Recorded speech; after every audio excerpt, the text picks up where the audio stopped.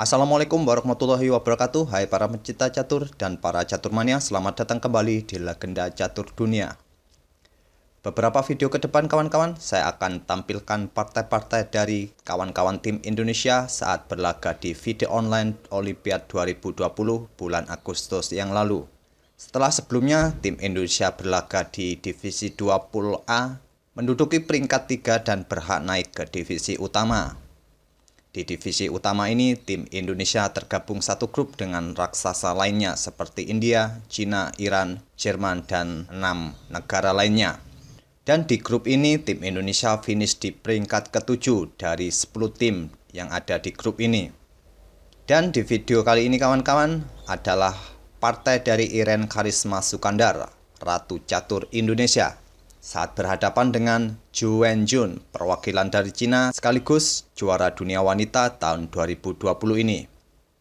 Kita langsung saja kawan-kawan, bagaimanakah Mbak Iren meladeni permainan Zhu Wenjun, sang juara dunia. Iren Sukandar memegang putih mengawali permainan dengan pion D4, kuda F6, balas Zhu Wenjun, gajah F4, pion D5, pion E3. Di sini kita dapati permainan London System. Zhu Wenjun melanjutkan pion C5 mengorbankan pionnya, tapi ini adalah pengorbanan sementara, tidak dilandeni Iren, lebih memilih memainkan pion C3 untuk memperkuat posisi pion pusatnya. Kuda C6 lanjut Zhu Wenjun, kuda ke D2, pion C pukul pion D4 dipukul balik dengan pion E, gajah ke F5, kuda ke F3, pion E6 lanjut Zhu Wenjun membuka diagonal petak gelap untuk persiapan pengembangan gajahnya ke depan. Iren melanjutkan langkahnya dengan menteri ke B3 mengincar pion B7, di backup menteri hitam C8. Kuda ke H4 mengancam gajah, gajah ke G4. Pion H3 mengancam gajah, gajah mundur ke H5, pion G4. Kembali Iren mengejar gajah hitam. Gajah pun mundur ke G6. Kuda pukul gajah, pion H pukul kuda.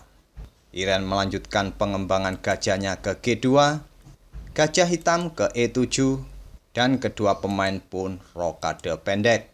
Iren menggeser betengnya ke E1, menempati lajur E yang semi terbuka, menteri hitam ke D7, gajah ke E5 mengincar kuda, kuda pun ke E8 menghindari ancaman gajah, gajah kembali mundur ke G3.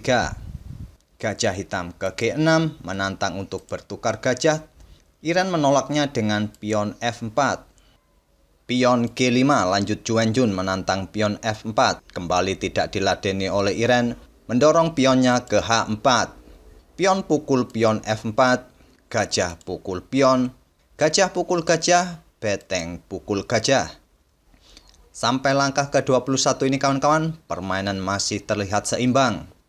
Walaupun Zhu Wenjun kehilangan sepasang gajahnya, namun melihat struktur bidak di atas papan, pergerakan kuda hitam ini patut menjadi perhatian Iren di langkah-langkah berikutnya. Kita lanjut ke langkah berikutnya oleh Zhu Wenjun, kuda ke D6, menteri putih ke D1, beteng hitam ke E8, kuda ke B3, pion B6 lanjut Zhu Wenjun untuk mengontrol petak C5 agar tidak diduduki oleh kuda putih. Coba kita mundur ke dua langkah sebelumnya kawan-kawan, yaitu di posisi langkah ke-22 ini. Patut dipertimbangkan dalam posisi seperti ini, putih melangkahkan menterinya ke F3. Untuk sementara, kuda dibiarkan di posisi petak D2 ini untuk mengontrol petak E4 serta petak C4. Namun, dalam permainan, Iren Sukandar lebih memilih kudanya ke B3 dan direspon oleh Zhu Wenjun pion B6. Iren kembali bermanuver dengan kudanya ke C1, pion F5 lanjut Zhu Wenjun, pion pukul pion, beteng pukul pion, kuda ke D3 untuk membackup beteng yang ada di F4. Zhu Wenjun kembali menggeser betengnya ke F8, memberi backup penuh beteng hitamnya di peta F5.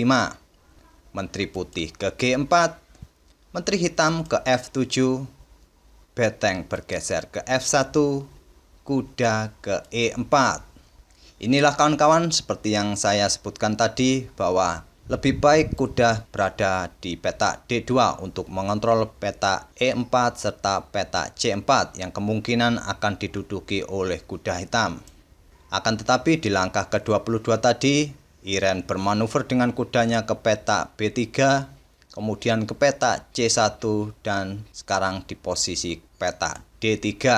Tentu saja petak lemah E4 ini sekarang diduduki oleh kuda hitam dan menjadi tempat yang nyaman bagi kuda hitam. Kita lanjut ke langkah berikutnya oleh Iren, menteri ke H3. Sekali lagi kawan-kawan, di posisi seperti ini, Iren membuat langkah yang kurang akurat. Coba kawan-kawan perhatikan kembali. Gajah putih di petak G2 ini sangat pasif sejak awal permainan. Sebaiknya dalam posisi seperti ini, putih memainkannya ke petak H3 ataupun memukul kuda yang ada di E4. Jika dalam posisi seperti ini, putih meresponnya dengan pion pukul gajah, putih bisa mendorong pion D5.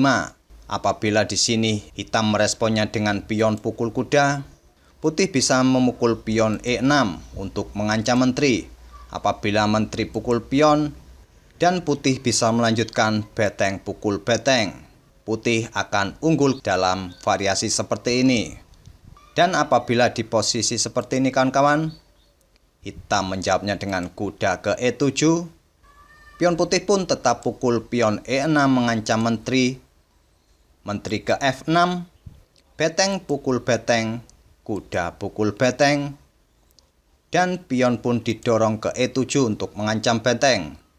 Menteri pukul pion, beteng pukul kuda, beteng pukul beteng, menteri pukul beteng, dan kemungkinan permainan pun akan berakhir draw.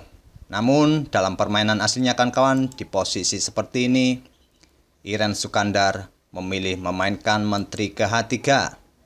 Juan-Jun pun melanjutkan menterinya ke G6, mengepin gajah.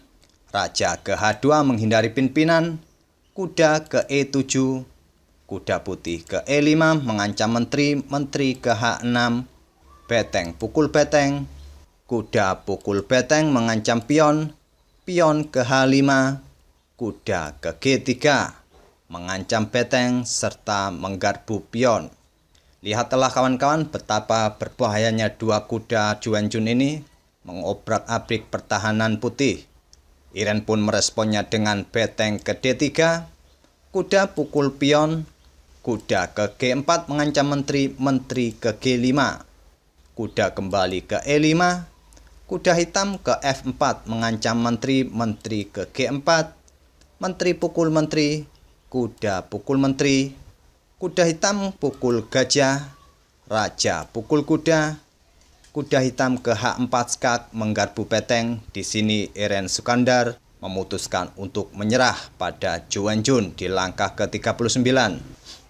Itulah kawan-kawan permainan dari Iren Karisma Sukandar saat berhadapan dengan juara dunia Juan-Jun di online Olimpiade tanggal 21 Agustus 2020 yang lalu. Terima kasih telah menyaksikan video kali ini. Sampai bertemu di video-video berikutnya. Wassalamualaikum warahmatullahi wabarakatuh.